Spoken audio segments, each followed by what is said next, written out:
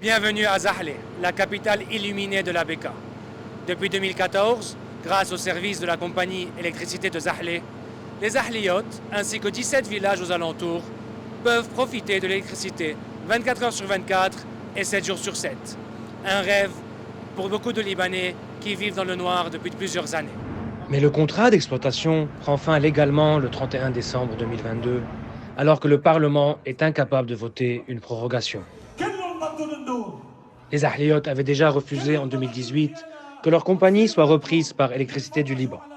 Un manque de confiance compréhensible vu l'état du secteur de l'électricité dans le reste du pays.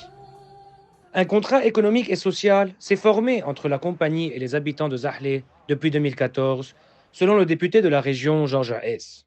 On insiste à sauver ce modèle pour ne pas être en fin de compte dans le même état d'échec que celui de l'électricité du Liban. Je ne condamne pas l'électricité du Liban, mais c'est clair et c'est vraiment objectif de dire que le DZ, l'électricité de Zahle, est une réussite et le DL est un grand échec au niveau national.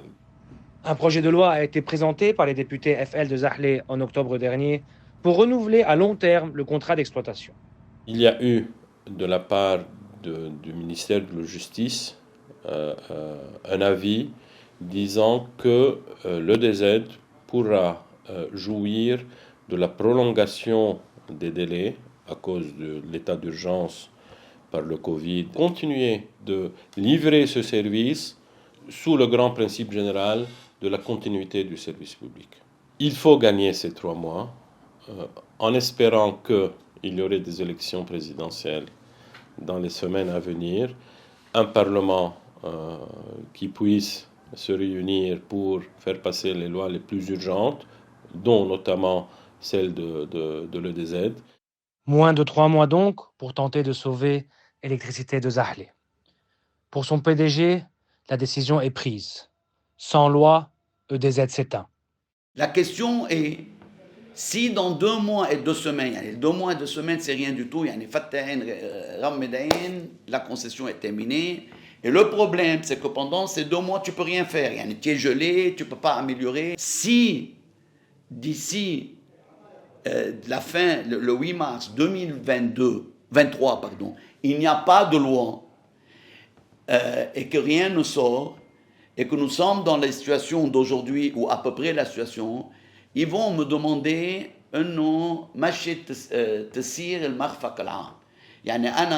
je suis obligé, la continuité du service public, je suis obligé, d'après la loi, de continuer le service public, ce que je ne vais pas faire.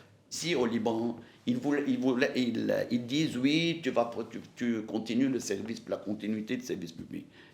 Selon quels critères? Selon quels critères? Selon quels tarifs? Les choses ambiguës, les choses pas transparentes, les choses qui ne sont pas claires. Moi, je ne rentre pas dedans. Donc sans loi de prorogation ou un nouveau je continue pas. On arrête. Je veux savoir où je vais.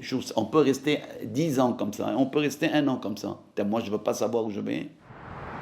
L'électricité à Zahle est donc en sursis. Si une loi n'est pas votée avant le 8 mars 2023, ce qui serait difficile si le Liban est toujours sans président de la République et sans gouvernement, Zahle pourrait finir dans le noir comme le reste du pays.